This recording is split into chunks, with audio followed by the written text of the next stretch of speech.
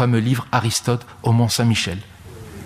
Et ça me semble d'une malhonnêteté intellectuelle très grave, parce qu'à aucun moment, cet arabisant espagnol qui vient d'être nommé à l'Académie royale en Espagne, à aucun moment, il ne dit et il ne cite, ne serait-ce qu'en une simple note en bas de page, à aucun moment, ce que les vues, les positions, les thèses de Guggenheim posent comme question, leur dimension discutable, les débats qu'elles ont soulevés et aussi les critères intellectuels qu'il utilise. Donc, on est encore en Espagne dans cette forme d'idéologisation, d'instrumentalisation de cet héritage qui me semble très préoccupant. Alors, pour ne pas m'étendre et prolonger dans différentes directions, si on passe par exemple à la littérature espagnole, la voie ouverte par un écrivain par exemple comme Juan Goytisolo, qui lui a essayé d'explorer la voie du mudejarismo, mais non pas dans un simple retour au passé, mais véritablement comme forme de modernité, remonter en amont, mais pour créer une littérature nouvelle et de nouvelles formes de modernité. Qui dit modernité dit nouvelle signification de ces formes-là par rapport à notre présent, pour continuer à questionner notre présent. Donc, dans la littérature espagnole, cette question encore fait débat, et les jeunes écrivains espagnols ont des difficultés véritablement à se confronter à cette thématique. En tant qu'hispaniste, spécialiste de littérature, je me suis toujours posé la question suivante: pourquoi il n'y a-t-il pas dans la littérature espagnole un Marcel Proust, un Franz Kafka, un Paul Celan? Ou pourquoi dans la culture espagnole il n'y a-t-il pas un Walter Benjamin?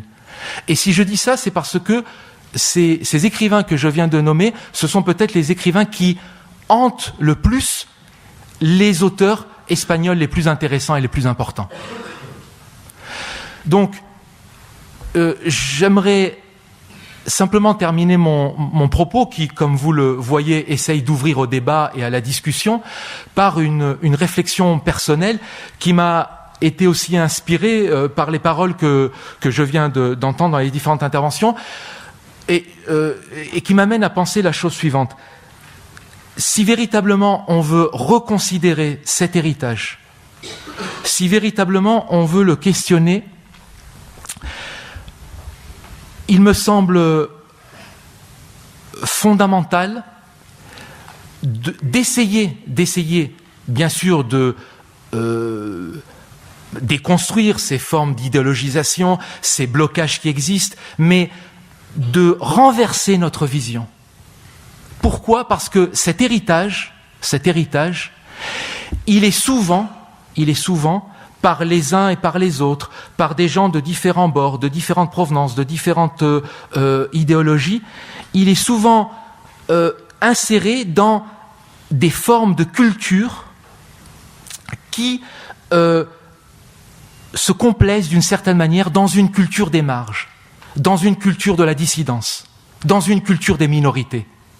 Et ce qu'il faut faire, c'est resituer cet héritage, non plus dans ces formes et ces pratiques de culture ou ces discours de marge, de minorité, de dissidence, mais dire que, comme on vient de le dire aussi ce soir, cet héritage-là concerne les questionnements et les préoccupations qui sont au centre des formes de construction, de culture, d'identité, des rapports de connaissance à soi-même, aux autres, et c'est quelque chose qui me semble tout à fait essentiel si on veut avoir un autre regard par rapport à tout cet héritage. Je vous remercie beaucoup.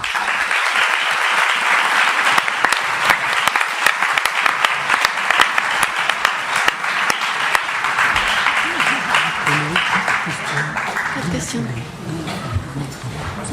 D'accord. Donc on va passer aux questions. On va peut-être écouter comme ça 4 questions et les uns ou les autres y répondront.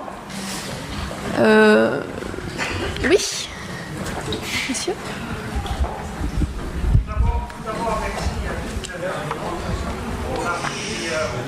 Attendez, on va vous apporter un micro, je crois. Tu veux parler? Tu veux parler? Non, tu veux parler? Je voudrais dire un seul mot. Ouais. S'il vous plaît. Oui. Pendant des années, chaque fois qu'il avait un entretien avec des journalistes, on s'adressait à moi avec un ton récriminateur. Pourquoi votre intérêt pour la littérature arabe ou pour le monde arabe?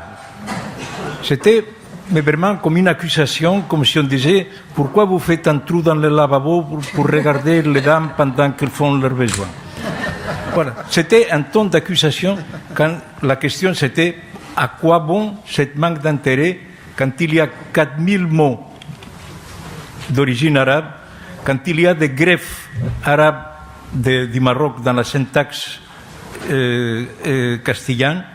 Je disais l'autre jour, essayez de traduire amanecí cansado o anochecí borracho, la personnalisation des verbes intransitifs. C'est des greffes. Il y a tout le temps, en apprenant simplement la langue parlée du Maroc, j'ai appris des quantités de choses sur la propre langue espagnole. Bon, alors, mais quand même, cet intérêt, c'est une accusation. Il y a comme une agressivité et en partie tous les problèmes que j'ai avec l'institution littéraire espagnole, ça fait d'un côté mon intérêt pour la littérature créée par les judéo-converts et aussi pour mon intérêt pour la culture arabe. Voilà, on est encore là. Oui, merci encore de cette précision et merci à vous tous.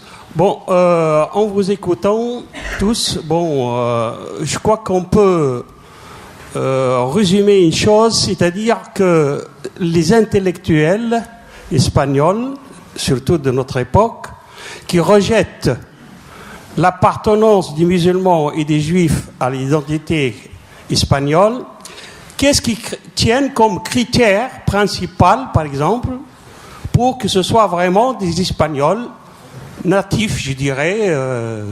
Est-ce que c'est vraiment les Espagnols qui sont chrétiens catholiques? Est-ce que par là, ils rejettent-ils aussi la dynastie qui a régné pendant pratiquement 3 siècles en Espagne, que ce sont les Wisigoths? Il faut le rappeler aussi que les Wisigoths, au début, ils étaient des chrétiens, mais ils n'étaient pas des chrétiens catholiques. Ils étaient des chrétiens arianistes. Voilà. Bon, alors j'aimerais bien savoir votre réponse.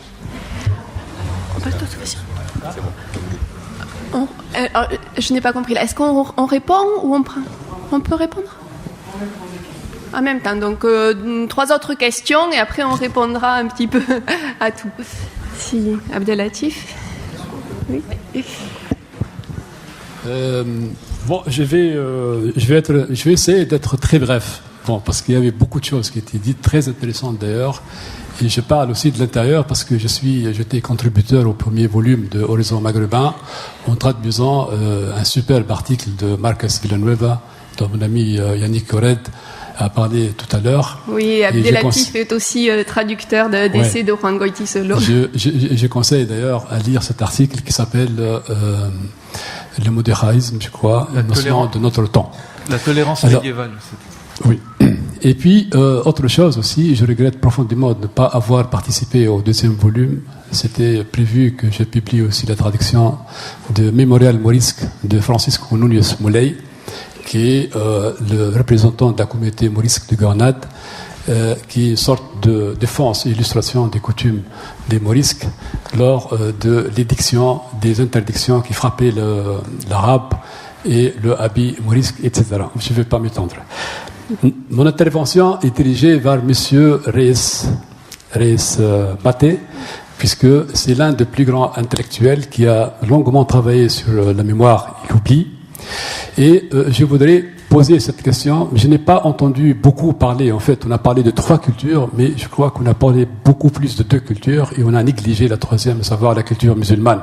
Bien sûr, on en a parlé en filigrane, la question du modéralisme, de la convivence et tout ça. Mais je crois qu'il y a un grand absent aujourd'hui, c'est la question morisque. Et le volume, aussi bien le volume 1 que le volume 2 d'Horizon Maghrébin, poser centralement cette question-là, notamment aussi la lettre ouverte que M. Marques Villanueva a écrite à